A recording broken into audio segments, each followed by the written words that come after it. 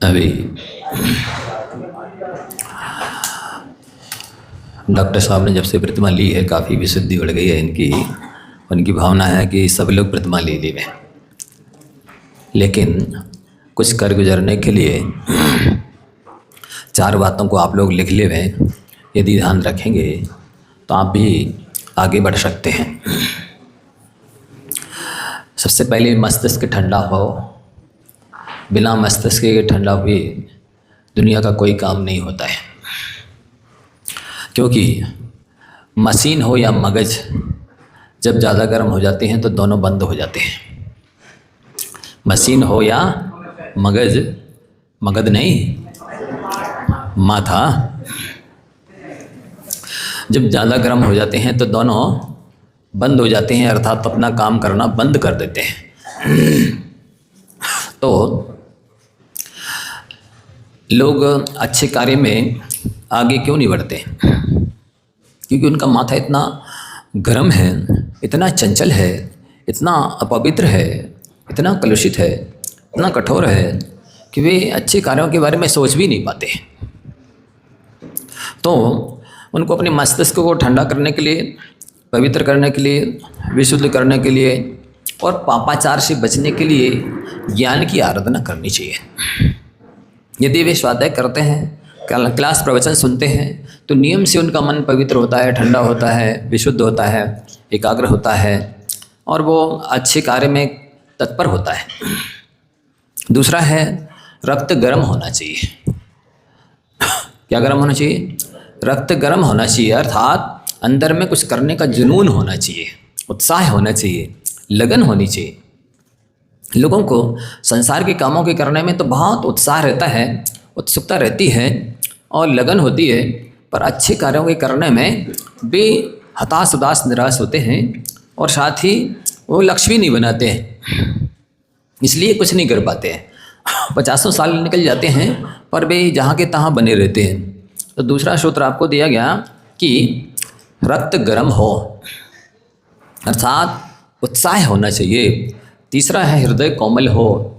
जब तक हृदय कोमल नहीं होगा आप धर्म के मार्ग में बढ़ने का सोच भी नहीं सकते। अच्छा कार्य करने के लिए हृदय का कोमल होना अनिवार्य है, लेकिन लोग बाहर में तो सॉफ्टनेस बढ़ाते जाते हैं, डल्लप के गद्दे, मखमल के गद्दे, कंबल, तकिया सब, लेकिन अंदर में कठोरता आती जाती है। अभी जैसे डॉक्टर साहब ने कहा ना कि सुविधाओं से सुख नहीं मिलता है, सुविधाओं से दुविधा बढ़ती है, सुविधाओं से दुविधा बढ़ती है, अनेक प्रकार का मैनेजमेंट बढ़ जाता है, चिंताएं बढ़ जाती हैं। हमें लगता है कि हमारे पास सुविधा हो गई, भोग की सामग्री हो गई, सब अनुकूलता बन गई है, लेकिन वो जैसे मछली, कल परसों नहीं बताया था कि बंसी में लगे हुए मांस को या आटे को तो देखती है, लेकिन उसके पीछे छुपी पीड़ा को नहीं देख पाती है, नहीं जान पाती है कि हम इस आटे को, मांस को खाने के लिए जाएंगे तो हमारा कंठ कांटे में छिद जाएगा और बाद में हमें अपनी जीवन लीला समाप्त करनी पड़ेगी। ठीक इसी प्रकार से ये संसारी मोही प्राणी सुविधाओं को जुटाते हैं, पर इनके पीछे छुपी दुविधाओं को वो नहीं समझ पाते हैं। तो हृदय कोमल होना चाहिए। जिनका हृदय कोमल होता है उनको हल्का सा निमित्त मिलता है, थोड़ी सी प्रेरणा मिलती है, जरा सा उपदेश मिलता है और वो आगे बढ़ जाते हैं। लेकिन जिनका हृदय कठोर होता है उनके लिए कितनी उपदेश दिए जाएं, कितनी प्रेरणा दी जाए, कितना ही कोई सहयोग देवे, सपोर्ट करे, मनोबल बढ़ाए, लेकिन वो चूँकि उनका हृदय ही कठोर है, तो जैसे घड़ा यदि उल्टा रखा है और फिर आप नल चालू करें, कितनी भी कोशिश करें कि वो घड़े में पानी चला जाए, घड़ा भर जाए, लेकिन जब वो घड़ा उल्टा ही है तो भरने का सवाल ही नहीं, उसमें तो एक बूंद पानी नहीं जाएगा। इसी तरह से कठोर हृदय का होना मीन्स घड़े के उल्टा होने जैसा है। अब फिर कितना भी उपदेश रूपी पानी भरने की कोशिश की जाए, वो चिकने घड़े पर पानी नहीं भरता, नहीं टिकता है। चौथा है पुरुषार्थ प्रखर होना चाहिए।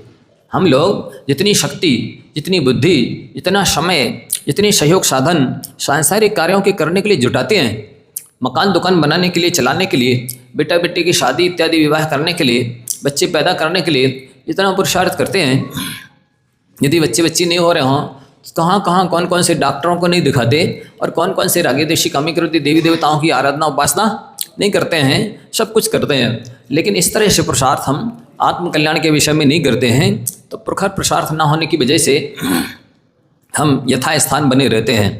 तो यहाँ कल प्रसंग चला था कि सुख की प्राप्ति बड़ी कठिनाई से होती है। बड़ी कठिनाई का तात्पर्य है कि पहले तो मनुष्य पर्याय ही दुर्लभ है, बहुत भारी पुण्य से तो मनुष्य पर्याय ही मिलेगी, फिर और विशेष पुण्य हो तब फिर आप अच्छे कुल में, अच्छी जाति में, अच्छे क्षेत्र में, अच्छी संगति सानिध्य में जन्म लेंगे, और साथ ही और विशेष पुण्य हो तो सुख सुविधाएं मिलती हैं, फैसिलिटी प्राप्त होती है। सो ऐसा तर्क कोई ना करे कि सुख की प्राप्ति बड़ी कठिनाई से होती है, इसलिए जितने सुखी जीव हैं उनको सुखी अवस्था में मार डालो, जिससे वे सुखी स्थान में पहुंच जाएं। अगले भाव में भी वो सुखी मरेंगे तो सुखी होंगे, दुखी अवस्था में मरेंगे तो अगली पर्याय फिर से दुखी होगी, आगे फिर से दुखी होंगे। ये कुतर्क है।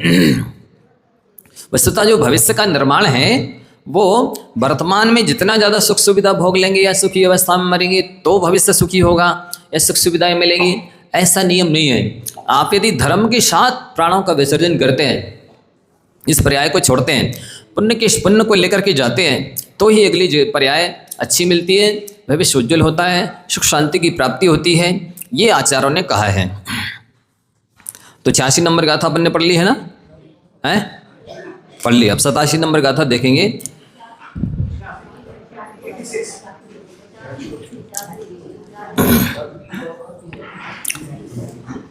भाव तो हमने बता ही दिया है 86 नंबर का कि सुख की प्राप्ति यदि सुखी अवस्था में मारा जाए जीव को तो होती है।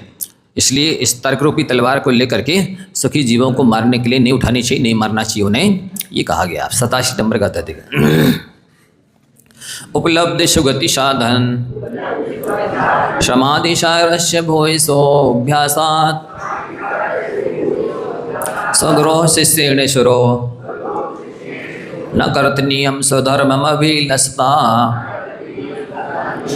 उपलब्धि सुगति साधन समाधि सारस्य भूयसोऽभ्यासात्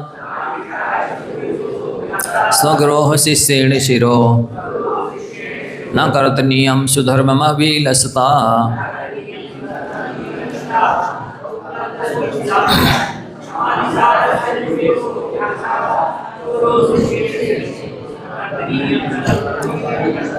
हाँ, अब कहते हैं कि कोई शिष्य मान लो ऐसा सोचता है कि जो हमारे गुरु हैं उन्होंने हमें शिक्षा दीक्षा संस्कार प्रायश्चित इत्यादि दिया है, मोक्ष मार्ग में लगाया है, हमारा उपकार किया है, इसलिए हमें भी अब गुरु का प्रत्युपकार करना है, क्योंकि नहीं कृतमोपकारम साधवो विस्मरन्ति। जो सज्जन होते हैं, जो धर्मात्मा होते हैं, जो कृतज्ञ होते हैं कि वह उपकार को मानते हैं, तो वे अपने उपकारी जनों का प्रत्युपकार अवश्य करते हैं।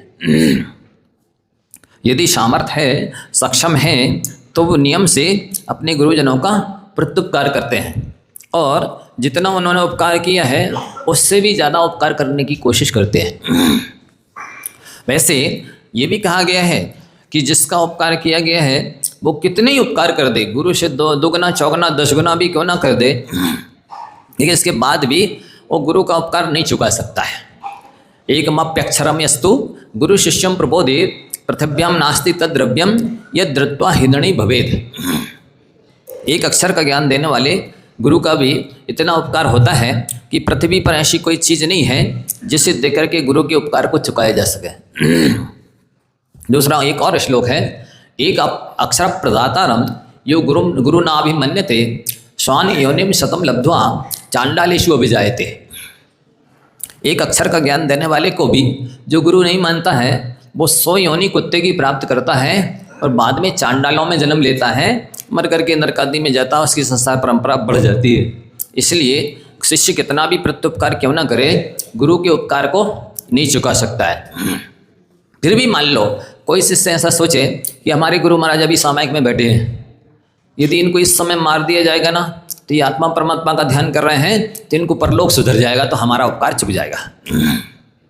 क्या यदि कोई शिष्य इस तरह सोचता है कि हमारे गुरु महाराज समाधि में लीन है, धर्म ध्यान में लगे हैं और इस समय यदि मारेंगे तो उनकी सुगति हो जाएगी, परलोक सुधर जाएगा, अच्छी समाधि हो जाएगी, मानी जाएगी, तो इनको इस समय में गर्दन काट दो, किसी तरह से इनका जीवन लीला समाप्त कर दो। तो कहते हैं यदि कोई ऐसा सोचता है तो ये सोचना भी आगम के अनुकूल नहीं है। ऐसा सोचना भी योग्य नहीं है कि गुरु महाराज अभी सामयिक में ध्यान में है या कोई धर्म ध्यान कर रहे हैं, भगवान के दर्शन कर रहे हैं, इसी समय मार दो इनको तो इनकी परलोक सुधर जाए, समाधि हो जाए और हमारा उपकार चुक जाए। तो ये गाथा नंबर का उपलब्धि सुगति साधन, सुगति का साधन समाधि सारस्य, समाधि का सार है जो हमारे गुरु महाराज को उपलब्ध हो गया है। सुगति का साधन क्या है? समाधि मरण। यदि समाधि मरण हो जाता है तो नियम से परलोक भी सुधर जाता है और पूरा भविष्य सुधर जाता है। समाधि मरण यदि कोई करता है तो ज़्यादा से ज़्यादा 7-8 भाव लगते हैं और मोक्ष प्राप्त कर लेता है। और उत्कृष्ट समाधि मरण कर लिया तो तीसरे भाव में भी मोक्ष चला जाता है। और उत्कृष्ट यदि उत्तम संज्ञन है तो उसी जीवन से भी मोक्ष प्राप्त किया जा सकता है। उत्तम संज्ञन नहीं है, चौथा काल नहीं है, तो उस भाव से तो जैसे अभी वर्तमान में पंचम काल में कोई भी जीव मोक्ष प्राप्त तो नहीं कर सकता, लेकिन मोक्ष मार्ग को तय कर सकता है, मोक्ष के निकट पहुंच सकता है। मोक्ष मार्ग बंद नहीं है, मोक्ष का द्वार बंद है। क्या कहा? मोक्ष मार्ग बंद नहीं है, मोक्ष का द्वार बंद है। अर्थात यहाँ से आप सीधे मोक्ष नहीं जा सकते हैं, लेकिन रास्ता जो लंबा है उसको तय कर सकते हैं, मोक्ष के निकट पहुंच सकते हैं।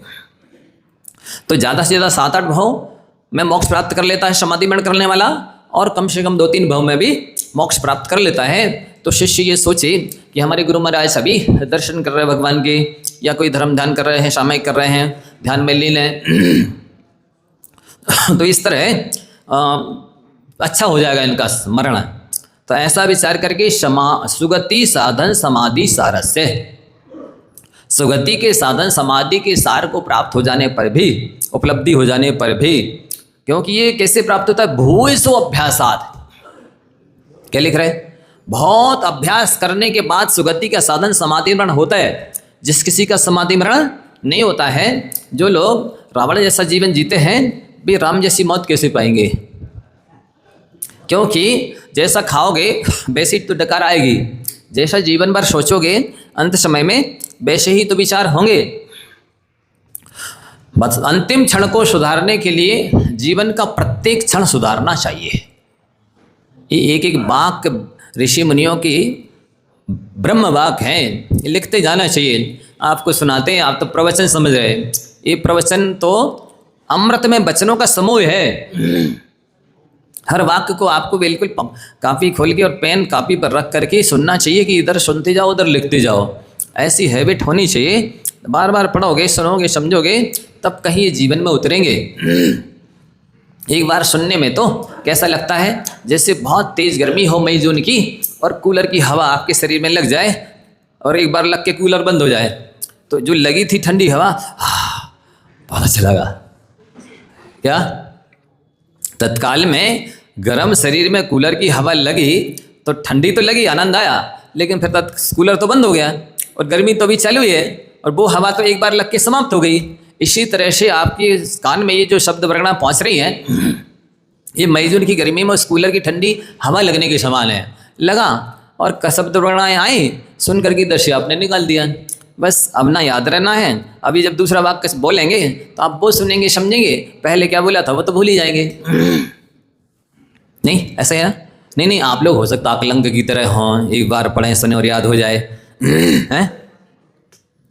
निकलंक की तरह हो गए, 2 बार सुने तो याद हो जाए, हैं?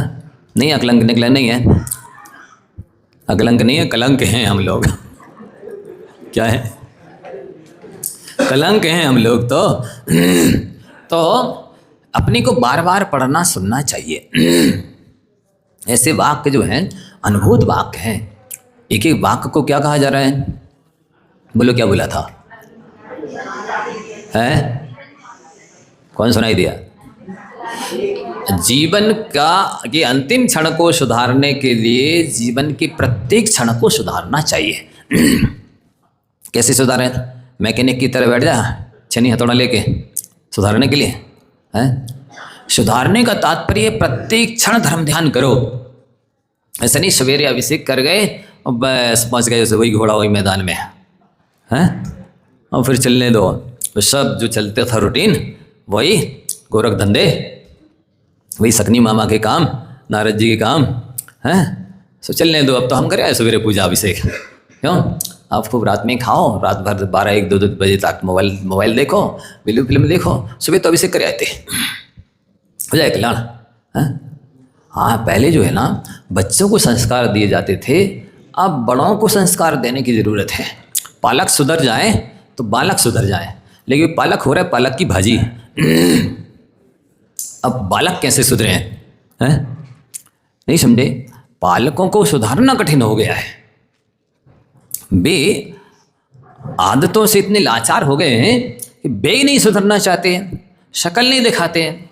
यहाँ वहाँ मक्खी उड़ाते बैठे रहेंगे, यहाँ वहाँ बच्चों को खिलाते बैठे रहेंगे, कुछ ना कुछ उल्टी सीधे अखबार पढ़ते बैठे रहेंगे। वे नहीं आएंगे देवशास्त्रों के निकट आके हम जिनवाणी सुने, कुछ अपने लक्षण सुधर जाएं, कुछ अच्छी आदत पड़ जाएं।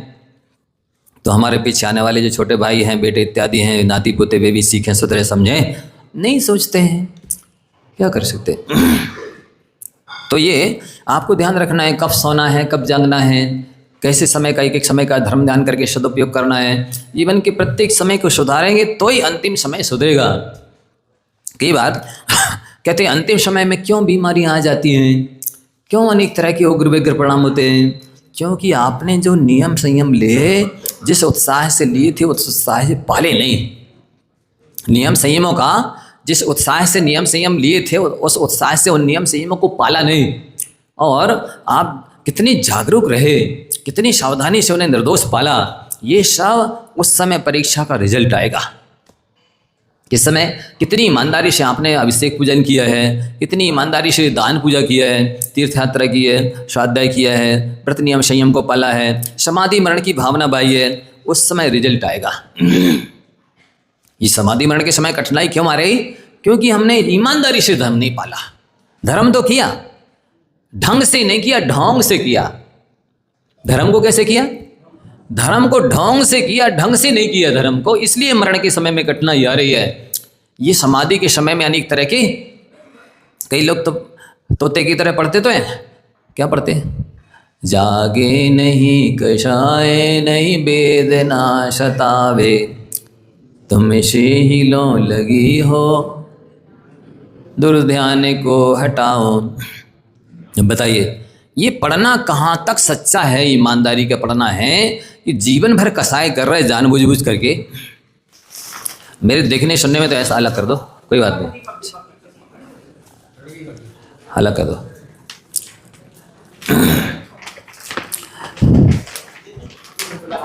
सबका ध्यान वही जाएगा, तुरंत कर दो, फटाफट अलग कर दो यार। क्या बोला कि जीवन भर बात बात पर कषाय करते हैं, क्रोध आदि करते हैं, और फिर भगवान के सामने आकर के भावना बातें, या सुबह शाम कभी टाइम मिल गया तो जागे नहीं कषाय नहीं वेदना सतावे, तुमसे ही लो लगी हो दुर्ध्यान को भगाऊं। वस्तुतः ऐसा देखने सुनने अनुभव में आता है कि प्रायः करके गृहस्थ के साथ बहुत सारे विकल्प तो होते ही हैं। पति पत्नी आपस में इतने कलह संकलेश करते हैं, वे एक दूसरे के बिना रहेंगे नहीं। कल शाम को दोपहर भी क्लास में मैंने कहा था कि वे एक दूसरे के बिना एक मिनट रहेंगे नहीं, पर मिलेंगे जब तो कुत्ते बिल्ली की दृष्टि से ही मिलेंगे। क्या एक के बिना दूसरा रहेगा नहीं? एक भी आपस में बिल्कुल नहीं रहेंगे। इतना बिल्कुल जब भी टकराएंगे तो भी चूहा बिल्ली की, कुत्ते बिल्ली की दृष्टि से टकराएंगे।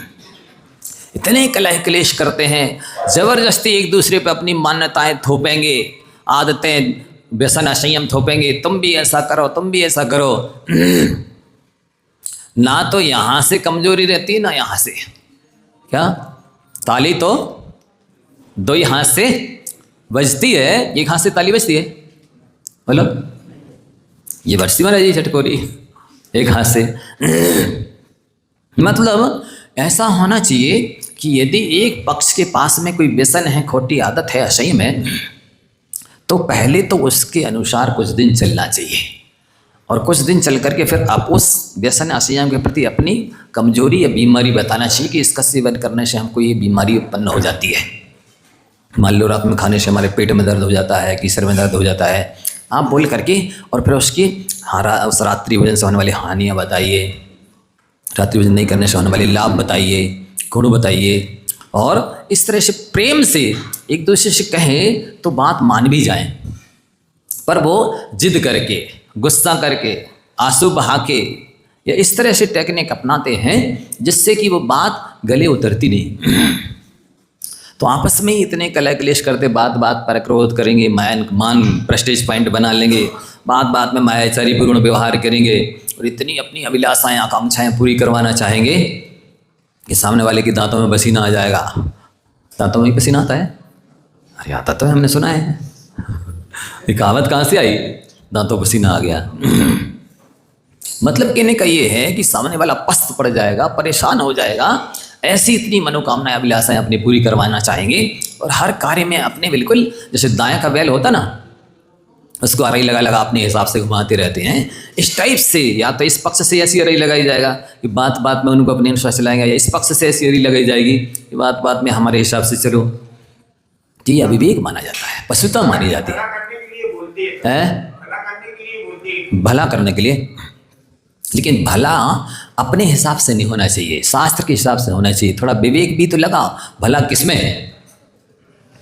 है? विषय भोग की सामग्री जुटाने में भला है कि नहीं? हमें तो कुल्लू मनाली ले चलो, कश्मीर ले चलो, पिक्चर होटल ले चलो, आज तो ठंडे है, हम नहीं बनाएंगे घर में। इस टाइप की उल्टी सीधी आदतें अपनी बातें मनवाने में भला है कि विषय का साय घटाओ, धर्म ध्यान बढ़ाओ, दान पूजा स्वाध्याय के लिए प्रेरित करो, इसमें भला है। किसमें भला है? थोड़ा बुद्धि तो लगाओ, भले के लिए कहते हैं। लेकिन अधर्म से ना कहो, धर्म के लिए कहते हो तो धर्म पूर्वक कहो। क्या कहा? धर्म के लिए धर्म के लिए भी कहो, लेकिन अधर्म से ना कहो। अधर्म से ना कहो मतलब गुस्सा दिखा के या इस टाइप से दादागिरी से, या उसकी स्टाइल अच्छी होनी चाहिए। देखो कहते ना, तुम्हारी शान घट जाती कि रुतबा घट गया होता, जो गुस्से में कहा तुमने वो हंस करके कहा होता। याद हुआ ही नहीं, अकेला सुनकर ताली बजा दी। बोलो क्या कहा? तुम्हारी शान घट जाती कि रुतबा घट गया होता, जो गुस्से में कहा तुमने वो हंस करके कहा। नहीं, वाकई में यदि कोई व्यक्ति हंसकर गाली भी दे दे तो नहीं चुभती है। और यदि व्यंग में कमेंट्स में, व्यंग बोलते ना, व्यंग कमेंट्स, उसमें जो बात अच्छी भी हित की भी कही जाती है तो वो तीर जैसी चुभती है। तो लहजा, टोन ठीक होनी चाहिए, आत्मीयतापूर्ण होने चाहिए, धर्मपूर्ण होने चाहिए। उसमें टोन में, स्टाइल में, वाणी में थोड़ी सी शक्कर और मिला देनी चाहिए। नहीं समझे? हर चीज़ में एक्स्ट्रा शक्कर डाल के भी कड़वा बोलते, नीम से भी गया बीता, समझ में नहीं आता है कहाँ चली जाती वो शक्कर सारी की सारी। इतना मीठा खाया, गई कहाँ आखिर वो शक्कर? शुगर हो गई, इसलिए चक्कर में आ गए। हाँ, नहीं वो असल में मालूम आपको क्यों हो गई शुगर? मीठा खाया लेकिन मीठा बोला नहीं, इसलिए शुगर हो गई। यदि मीठा खाते और बोलते जाते ना तो उसका मतलब सदुपयोग होता जाता है शक्कर का, तो वो शुगर नहीं होती। अब मीठा खाया लेकिन मीठा बोला नहीं, तो वो एक्स्ट्रा बन जब हो गई ना तो शुगर की बीमारी हो गई, वो खून में चली गई, पानी में ना करके। ये डॉक्टर साहब ने ठीक कहा। वो मीठा जो खाया वो पानी में नहीं आया तो शुगर में, खून में चला गया, वो नसों में चला गया, ब्लड में चला गया, और इसलिए वो रिएक्शन यहाँ हो गया उसका। नहीं आ रहा समझ में? कठिन लग रहा? अभी तक गुंजाइश है, कसर है। यदि आपको उससे बढ़ाना नहीं है, नहीं तो वो बहुत बढ़ती जाती है। 600, 700, 800, 850 तक सुनी है हमने, पहुंच जाती है। यदि शुगर को नहीं बढ़ाना है, या जिनको नहीं हुई है वो चाहते हैं कि हमें शुगर की बीमारी ना होवे, तो या तो वे मीठा खाना बंद कर देवे, और यदि खाते हैं तो मीठा बोलना चालू कर देवे। हितमित प्रिय बोलें, परोपकार जिससे हो ऐसा बोलें तो उनको शुगर की बीमारी नहीं होगी। और यदि नहीं ऐसा करते हैं तो फिर अब कोई जिम्मेवारी फिर ले नहीं सकता है, कुछ गारंटी कोई दे नहीं सकता है। हम आशीर्वाद भी नहीं देंगे क्योंकि आशीर्वाद का दुरुपयोग हो जाएगा, इसलिए अपने आशीर्वाद का दुरुपयोग कौन कराएगा? तो यहाँ ये कहा जा रहा है कि जो आपने गुस्से में कहा, यदि उसी बात को हंसकर कह देते किस तरह से, जैसे आप लोग बारात में जाते हैं ना, तो वहाँ पर जो लड़की वाले होते हैं बारातियों के लिए अच्छी बढ़िया पंगत में बिठाते हैं और हलवा पूड़ी सब कुछ नमकीन परोसते जाते हैं, और उधर महिलाएं गाती भी जाती हैं, जैसे कुत्ता की पूंछ जैसी समधी की मूछ, क्या गालियाँ कहलाती हैं, उनका नाम ही गाली है। और जो बाराती होते हैं भी हंस करके खा लेते हैं, भोजन कर लेते हैं, कोई और कहो इनाम और दिया है पार्वतीसक में उन गाने वालों को। होता कि नहीं कि पत्थर मार के आते हैं, ईंट के जवाब पत्थर से दे के आते नहीं देते, क्योंकि उन्होंने अच्छी लय में गा करके दी हैं गालियाँ, अच्छी लय में गा करके गालियाँ दी हैं, इसलिए आपने उनको पारितोषिक और दे दिया और अच्छी पक्की रिश्तेदारी मान ली। नहीं, ये हमारे रिश्तेदार हैं, इन्होंने बहुत अच्छा स्वागत किया हमारा गालियों से, ऐसा मान लेते हैं। तो आप अपनी टोन सुधार लेवें, लहजा जो जिसको कहते हैं वो सुधार लेवें। स्टाइल जो है आपकी मनोवचन का है कि एक्शन, क्रिया और प्रतिक्रिया, दोनों चीज़ें यदि आप सुधार लेते हैं, दोनों ही बहुत महत्व रखती हैं। क्रिया एक्शन भी महत्व रखता है, और वो एक्शन के बदले में जो प्रतिक्रिया की जाती है, रिएक्शन किया जाता है, वो भी महत्व रखता है। जैसे मान लो किसी ने बहुत गुस्सा दिखाई और उसके बदले में आप बहुत हल्की सी मीठी मुस्कान दे दें, स्माइल फेस प्लीज। क्या एक व्यक्ति को हंसी नहीं आती थी, अब वो फोटो उतरवाने गया, अब थोड़ा मुस्करा दे वे, इसके लिए क्या करें। वो जो फोटोग्राफर था और उसने कहा थोड़ा मूत कराइए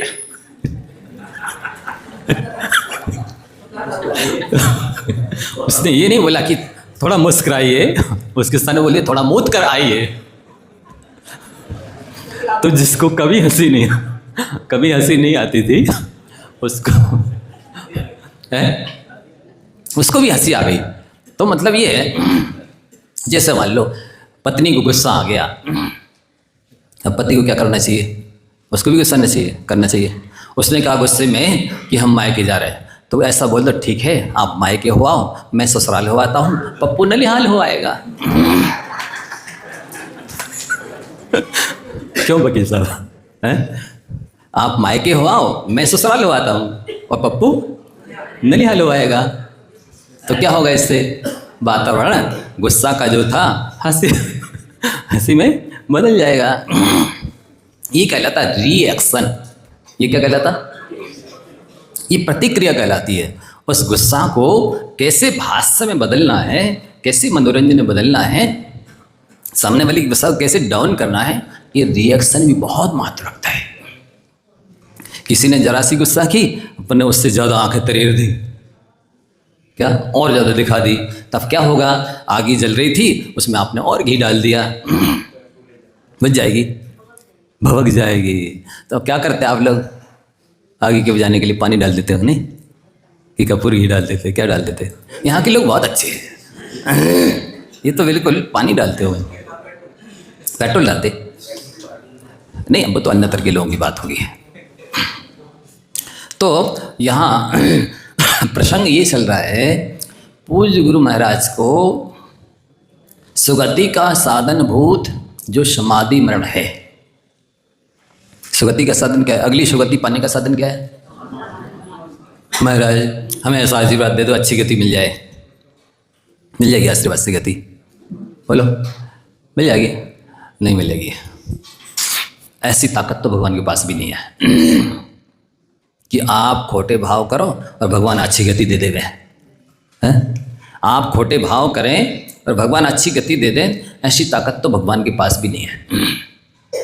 अनंत बल तो है लेकिन भी नहीं कर पाएंगे ऐसा काम। क्यों, वस्तु व्यवस्था को बिगाड़ना अनंत बल का काम नहीं है। वस्तु व्यवस्था को बिगाड़ना अनंत बल का काम नहीं है। उनके पास अनंत बल होते हुए भी जब सिद्धालय में जाते हैं ना, चार आघातीय कर्मों को नष्ट करके मुक्ति प्राप्त करते हैं, तो उस अनंत बल के बल पर अलोक में नहीं चले जाते हैं। उनको भी लोकाकाश के अंत में रुकना पड़ता है। क्यों, क्योंकि उसके आगे धर्मास्तिक आय नहीं है।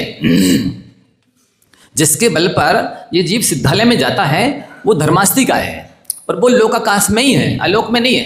तो धर्मास्तिक आय के अभाव में अनंत बल के धनी ये भगवान भी जब सिद्धालय के ऊपर नहीं जा पाते हैं, ये तो चले जाना चाहिए। अनंत बल कैसा फिर?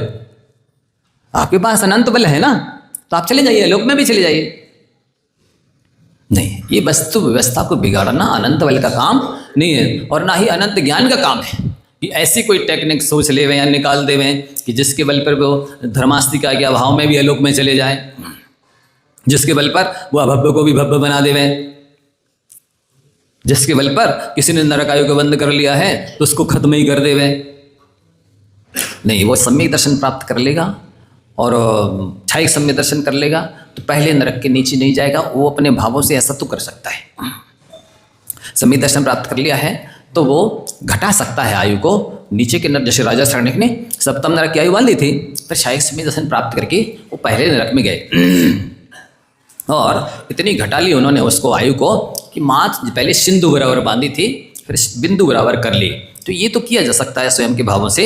ये भगवान के पास ऐसी शक्ति नहीं है कि वे आपकी आयु को घटा देवे या गति को बदल देवे। तो यहाँ सुगति का साधन समाधि मरण है। आप सब जो भी स्वर्ग और मोक्ष प्राप्त करना चाहते हैं वे सब लोग इस चीज़ का पुरुषार्थ करें कि जिस समय कंठ से प्राण निकले उस समय आपके कंठ में नमोकार मंत्र हो। क्या हो बे? और नमोकार मंत्र उन्हीं के कंठ में रहता है जो अपने मुख में अब मुख से अपशब्द नहीं बोलते हैं और मुख में अपवित्र वस्तुएं नहीं डालते हैं। भोगोपभोग की जो सामग्री है, खाद्य सामग्री, अपवित्र खाद्य सामग्री आप मुंह में नहीं डालेंगे और मुंह से अपशब्द नहीं निकालेंगे तो ही मरते समय आपके कंठ से नमोकार मंत्र निकलेगा, अन्यथा नहीं निकलेगा। ये पक्का है। आप किसी का एक आध दृष्टांत दे सकते हैं जो खूब गाली देता था और खूब भक्ष भक्ष जो मने आता था सब खाता था और उसकी श्रेष्ठ समाधि हो गई है? कोई दृष्टांत आपके पास है? समाधि पूर्वक उसका मरण हो गया है? एक दृष्टांत ऐसा नहीं। तो अब सुगति का सार समाधि मरण है और उसकी साधना में गुरु महाराज लगे हैं, वे ध्यान कर रहे हैं, अध्ययन कर रहे हैं, भगवान के दर्शन कर रहे हैं, जाप कर रहे हैं। तो शिष्य ये सोचे कि इनका उपकार तो हमें चुकानी है, दूसरी बात प्रत्युपकार करना, भला करना है, तो इस समय इनको मार डालो जिससे इनका समाधि मरण हो जाए और परलोक सुधर जाए और इनकी कल्याण हो जाए। तो इस गाथा नंबर 87 में यही कहा गया है कि सुगति का साधनभूत समाधि मरण वो उपलब्ध हो गया हो, बैठे हो ध्यान में, समाधि की तैयारी साधना कर रहे हो, वो बड़े भूष अभ्यासात, सामान्य अभ्यास से समाधि की साधना नहीं होती, समाधि मरण नहीं होता है। खूब आराम से एसी में बैठे रहो और जब कभी थोड़ा बहुत मन हो जाए तो आ जाओ मंदिर में प्रवचन सुनने, दर्शन पूजन करने, और समाधि मरण हो जाए तो नहीं होने वाला। भूष अभ्यासात दिया है, बहुत भारी अभ्यास, भारी प्रैक्टिस, भारी साधना चाहिए पड़ती है समाधि मरण के लिए। यदि आप लोगों की इच्छा हो तीनों टाइम हार्दिक सच्चे हृदय से समाधि मरण का पाठ करो। दिन रात मेरे स्वामी में भावे ना ये भाव, देहांत के समय में। नहीं, स्थिति ये होती है, पढ़ तो रहे हो, मान लो अंतिम समय समझ में आए और चारों आपके उनके बच्चे चार हो में और चारों आके और पलंग की चारों तरफ खड़े हो जाएं, बोले बाबा जी राम भगवान का नाम लो, और बाबा जी कह रहे भगवान दास से उधारी लेना है क्या? ऐसा सुनाएंगे बच्चे। अरे ये कह रहे हरि का नाम लो, अरे हरि प्रसाद से भी पैसा लेना है। अरे राम का नाम लेना, वो कह रहे अरे बोले राम प्रसाद से भी पैसा लेना है। अब बताओ कैसे होगी समाधि? और बंटवारा की चिंता अलग होगी। तो अंत समय में समाधि मरण करने के लिए बहुत सादा ये समाधि मरण पाठ करो, हृदय से सच्चे से भावना भाव कि अंत भला तो सब भला। क्या बोलते? दिन भर का भूला यदि शाम को घर आ जाता है तो भूला नहीं कहलाता है। तो अभी तक जो बीती ताही विसार दे आगे की सुध ले। अभी तक जैसा भी आपने चाहे रावण का जीवन जिया हो, चाहे सखनी मामा का जीवन जिया हो, चाहे नारद का जीवन जिया हो और चाहे दुर्योधन दुशासन का जीवन जिया हो, आप भगवान देवशास्त्र के सामने इन पापों को वैष्णव को ईमानदारी से छोड़ो। सब लोग की तरफ कह रहे हैं ध्यान ईमानदारी से छोड़ो, त्याग करो संकल्प पूर्वक और भावना भाव इसी में भला है।